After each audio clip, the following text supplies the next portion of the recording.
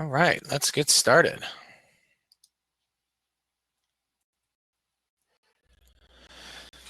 So good morning.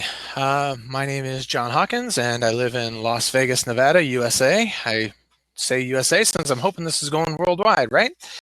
Wanted to quickly clear up one misconception. Yes, I live in Las Vegas. No, I do not live in a casino. I also wanted to point out that during this presentation, I am in presentation mode and I can't see any of the questions. So I will try to leave time at the end of this presentation so we can go over anything at the end. All right. So I work for Web Dev Studios and I oversee a website called pluginize.com where we make available a number of free and paid WordPress plugins. Today, what I'm going to be speaking about is building mobile apps with WordPress, of course, since that's what this is all about. And more specifically, I'm going to be talking about how I turned it. It's something that I'm working on with my wife, and people can sign up for an account. And when they sign up for an account, they also tell us what categories of books they enjoy reading. They can check off as many as they want. And then once a day, we send them out a newsletter that includes books that are either free or heavily discounted in the genres or categories that they've chosen. So with this, email marketing is awesome. It's huge. But I really wanted to be able to expand the reach of hot book deals. And so one of the great ways to do that, I thought, would be to turn this into an iOS app so that people could get it from the Apple Store. And eventually I'll get it over into the Google Play market as well for the Android. But at the moment, it's just on iOS. So to do that, enter AppPresser. So what is AppPresser? AppPresser is a set of plugins and a theme to help you quickly build a mobile app for any WordPress website. It works in conjunction with your live website, but doesn't interfere with what your normal visitors are viewing when they're checking out your site on a browser, on their desktop, or on a mobile device. This is only for what they would see on the app itself. AppPresser enables you to configure all of the settings for what will become your mobile app right alongside your live website. And as I'm going through this, I'm going to show you how that works, and we will and I'll kind of show you where the differences are and whatnot. So let's just dive in, and we're going to kind of get to building. So how does it work? What do we need to do? Step one, install the AppPresser plugins, obviously. So this can be done directly on your live website. I'm kind of one of those guys who loves to always, if I'm building anything new, I'll do it in a local development. So I was actually doing this all on MAMP and testing it locally prior to pushing it up to the live server. But none of what I ended up doing at any point caused a problem. So I, technically speaking, could have done this all directly right on the live site. But FYI, I did do this in a development environment.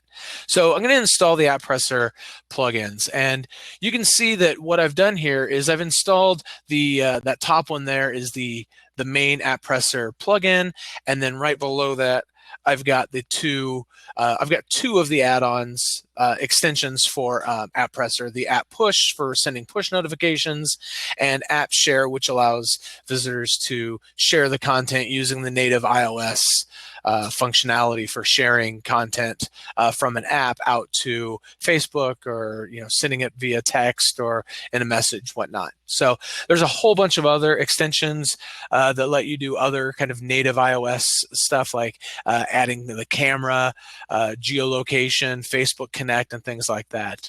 But for my initial needs, I didn't need all of that much, so I wanted to keep it really simple, and I just went with the push notifications and the share.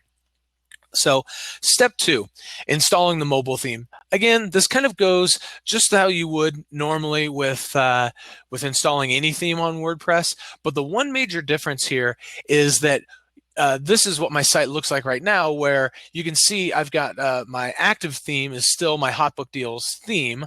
And then down below that is the Ion theme, which is the mobile theme. You'll notice that the Ion theme is not active. AppPresser doesn't need your your mobile theme, or the app theme, excuse me, to be active. It just needs to be installed and available.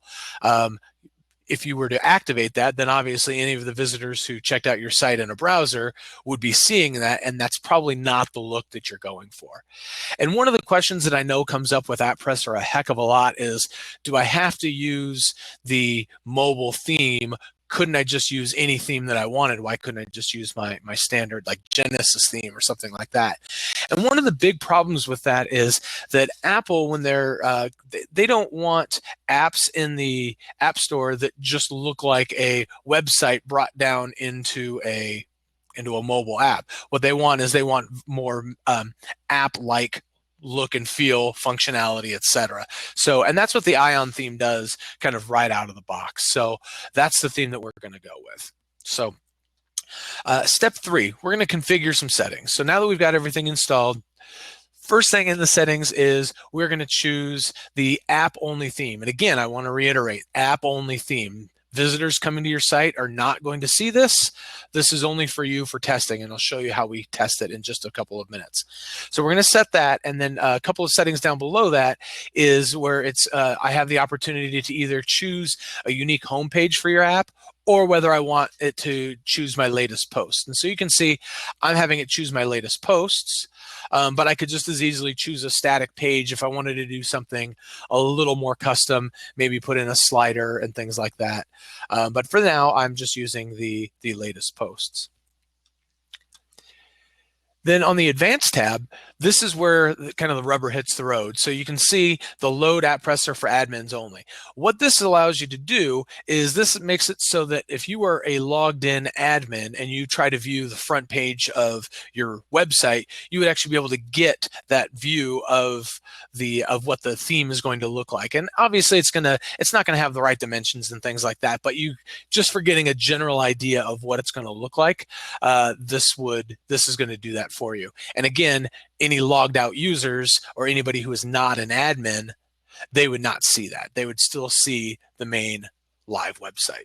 I'm going to hop over to the app share settings, and for this is one of the extensions, and for me the only thing that I wanted those share buttons to show up on was the content. But as you can see, you can have the content show up on static pages, or you can have it in excerpts as well. So wherever you want those share buttons to show up, and then you have the ability to decide what you want it to say, share this or just share or whatever.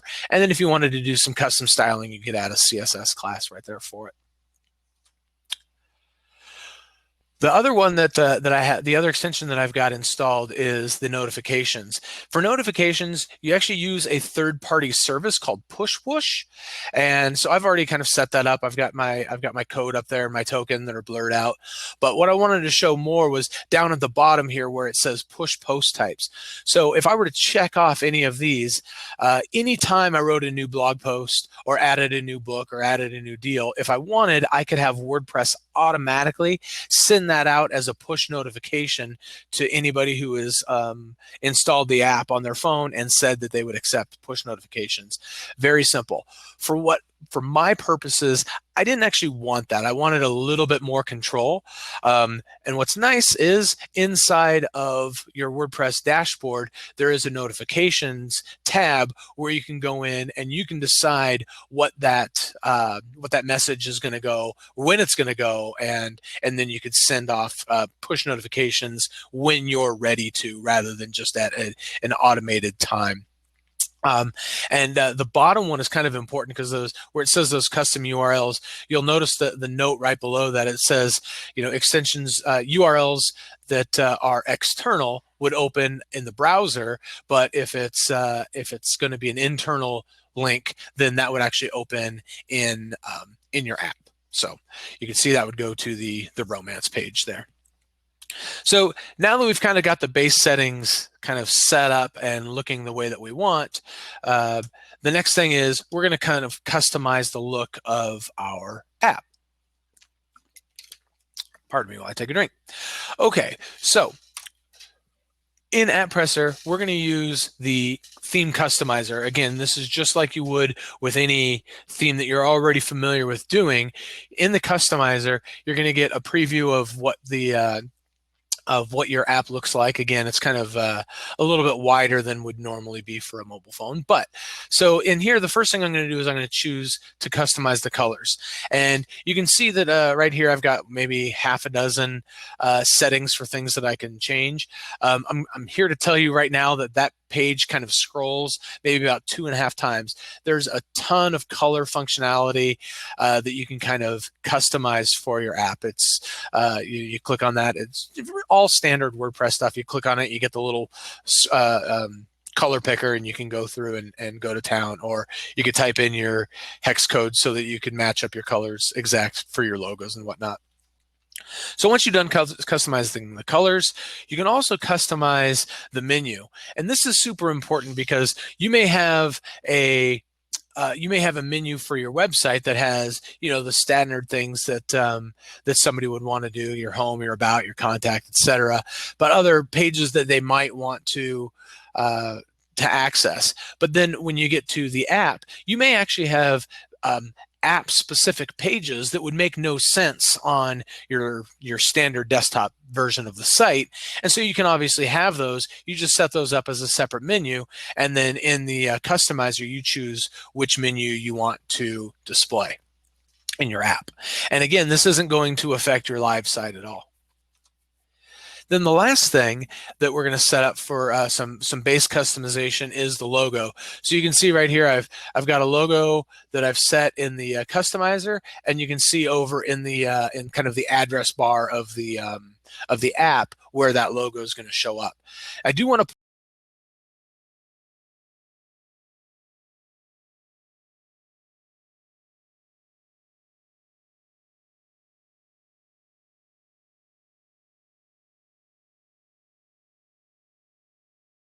point out one thing: really live website as well. So something to be aware of. Not a big deal, but it's something that you should at least know. So, all right. So we've kind of done some customization to the colors. Great. What's next? I want to start customizing a little bit further. Well, let me tell you about how I lost 2, 3, maybe 4 hours of my time. I made the biggest rookie mistake, which is I started modifying the Ion theme directly. Such a rookie mistake. Make a child theme. Absolutely, right now, make a child theme, and this is what you're going to want to edit. I actually did very little customization, and I'll get into it in just a little bit, like the customizations that I did. But had I created a child theme from the beginning for storing that information, I would have saved a lot of time. The Ion theme has a lot of minified JavaScript and minified style sheets and things like that. So obviously those aren't the spot where you want to be editing things and doing functionality tweaks. And not only that, you also want to make sure that AppPresser is constantly making changes. And so if they wanted to push a change to the Ion theme, you would want to have the ability to download that and upgrade that to the latest version on your site without ruining your changes. So if I haven't beat this into your head enough, I may come back to it again later. Make a child theme. So, all right. So from there, yeah, actually, so right here, what I've done now is I've gone back to the app only settings, and I just chose the HBD app theme rather than the Ion theme. So talking about the child theme, here's a quick look at what my child theme looks like kind of under the hood. So the Ion theme has, pages and pages and pages of customization in it. And for me, these are the only ones that I have made changes to. The style sheet and the functions, I added a couple of things, which I'll show you in a second. And then a couple of the different content bits and the single deals and then the taxonomy genres. So I really didn't do a heck of a lot with regards to building the child theme. And that's kind of the point of child themes to begin with, which is probably an entire WordSesh session that we should have at a different point. So just to give you a quick idea, this is the entirety of my style sheet changes. So I've changed a total of 4 things that I just wanted to tweak just a small bit. So there you go. That's the entirety of my custom theme, custom styles for the mobile theme. And this is the entirety of the custom functionality that I wrote for the child theme. So what this basically, the reason I kind of point this out is with AppPresser, I'm really using more than 99% of my website's functionality as it was built originally in the the original theme, and I build all of the functions into a core functionality plugin. But AppPresser is using all of the plugins that I've got installed for managing users, all of the plugins I've got installed for managing content and things like that. So the tweaks that I'm making here to turn the site into an app are really kind of minimal in the big scheme of things. I didn't really have to do a heck of a lot. So so there's that. This right here, yeah, actually, this was kind of the piece where I did the bulk of the editing for the way that the Ion theme was displaying things. This is out of the what's it called, the content media list display. So this was for each record for each one of those either blog posts or, in my case, the book deals. I really wanted to kind of change the look and feel. So just to give you a general idea, the before would have looked something like this, where you've got a featured image, the post title, and then the content or excerpt in this particular case. But you can see after that, what I've done is I've changed. First off, I changed the size of the graphic. I wanted it to be more of a book shape rather than a square, which, even though it looks a little funky right here with the CSS in the testing view, you'll see how that kind of cleaned itself up when we go to the actual native app.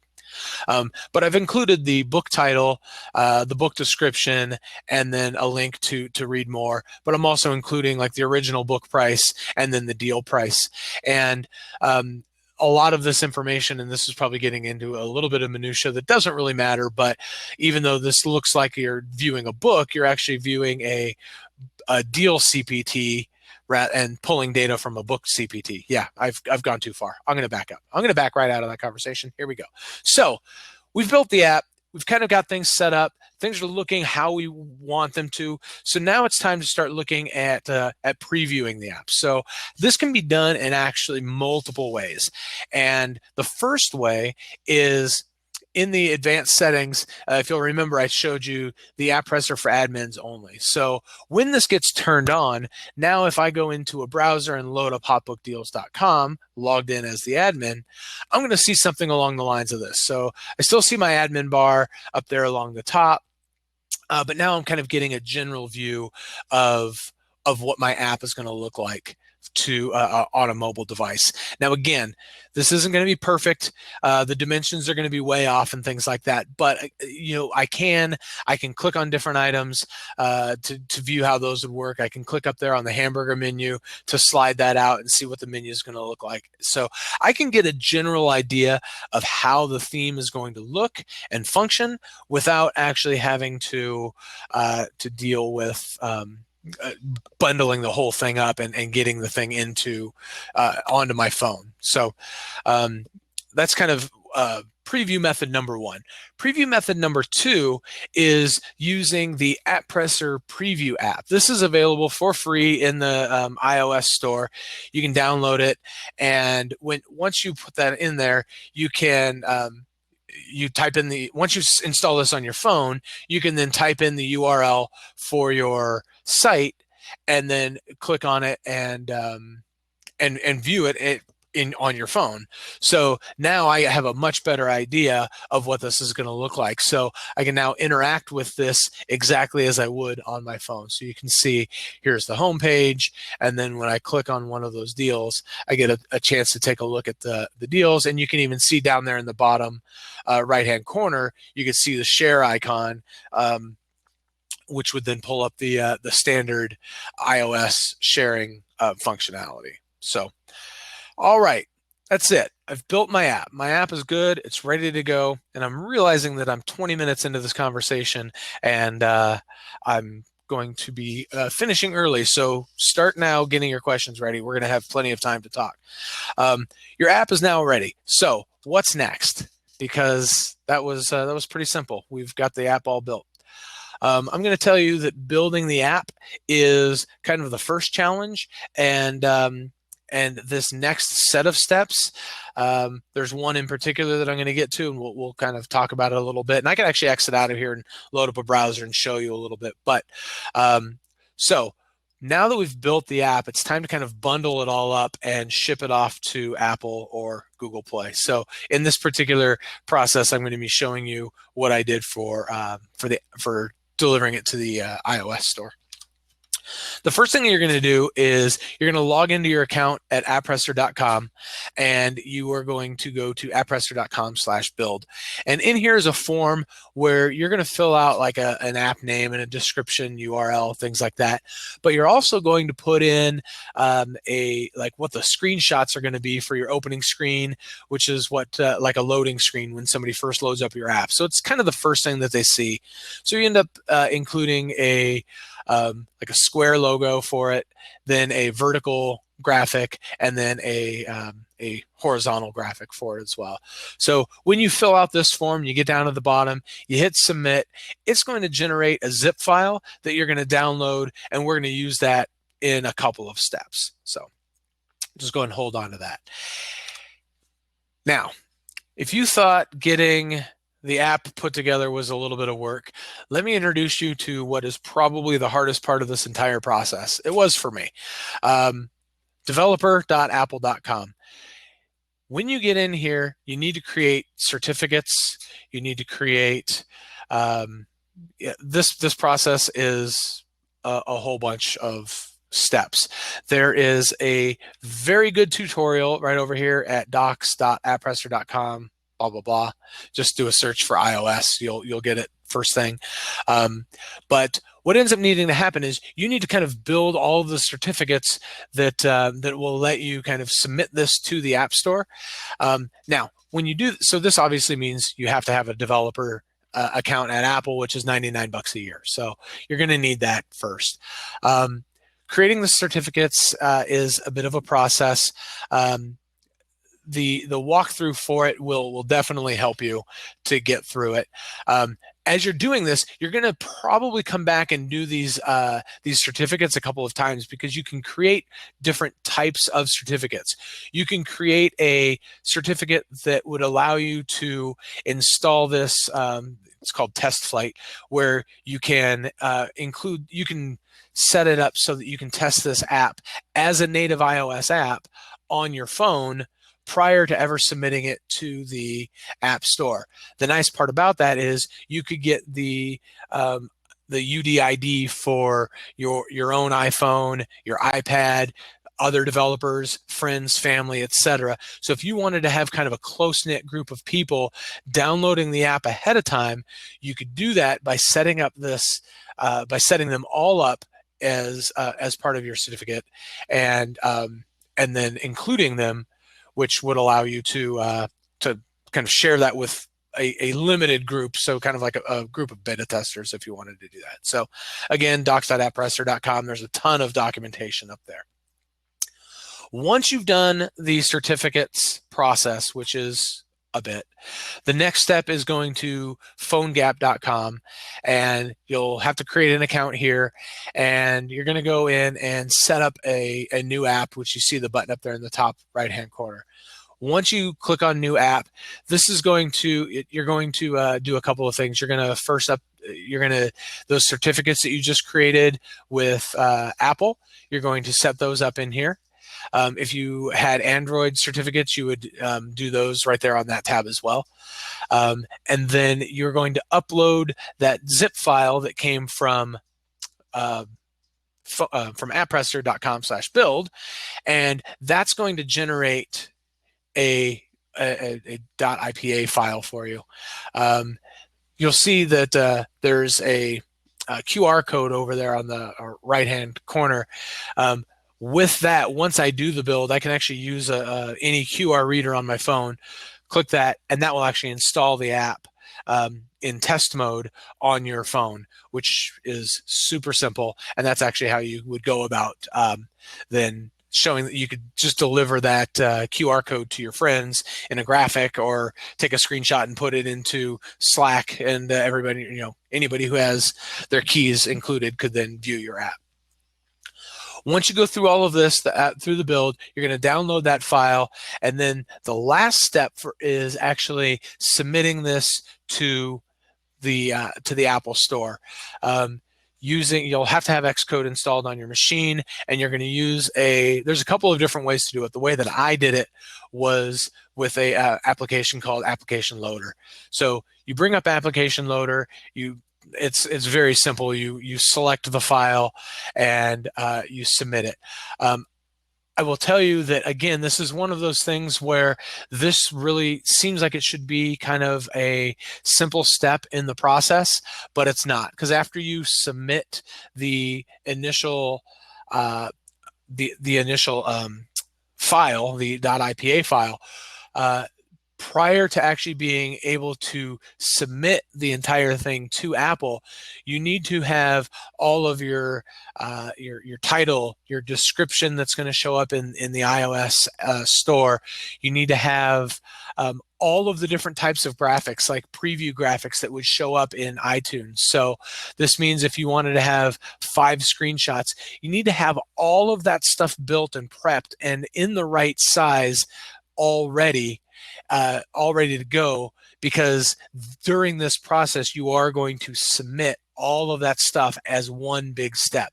Now, the nice thing is you can submit this and then save the process, come back when you're ready and add those graphics. Finding out the exact right sizes for the graphics was a bit of work. I really need to write a blog post about that. I'll get to that soon. So that, for me, was between the certs and the submission process. These were kind of the 2 biggest pain points for me in the process. But like I said, you can save the process, then go create your graphics that you need, and then come back and then push those in and then submit the app. The thing is, you cannot submit the app for review until such a time that you have all of those pieces ready. So it's a bit of work. I would set aside some time, and again, make sure you have all of your graphics done ahead of time, because if not, this is going to just stop you in your tracks. So, all right, that's it, right? Simple, piece of cake. I'm going to tell you that there is a heck of a lot of documentation available over at docs.appresser.com. This was a lifesaver. Just kind of going through this. The one on iOS certs probably saved me from throwing my computer out the window. So spend a lot of time here on docs.appresser.com. So with that, I'm going to hop out of here, and I will hop into the chat window here and see if we can let's take a look and see if we got any questions here.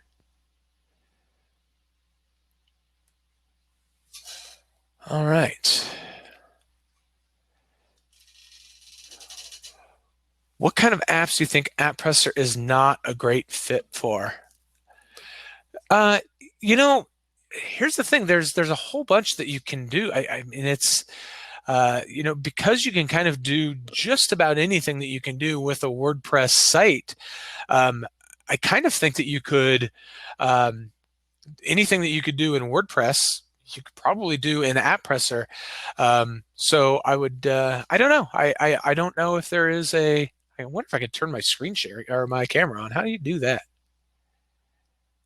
All right, well, never mind. I don't think there's Michelle. I don't think there's something. It's one of those. If you could do it in WordPress, you could probably do it in AppPresser. So e-commerce. There's yeah. I mean, anything.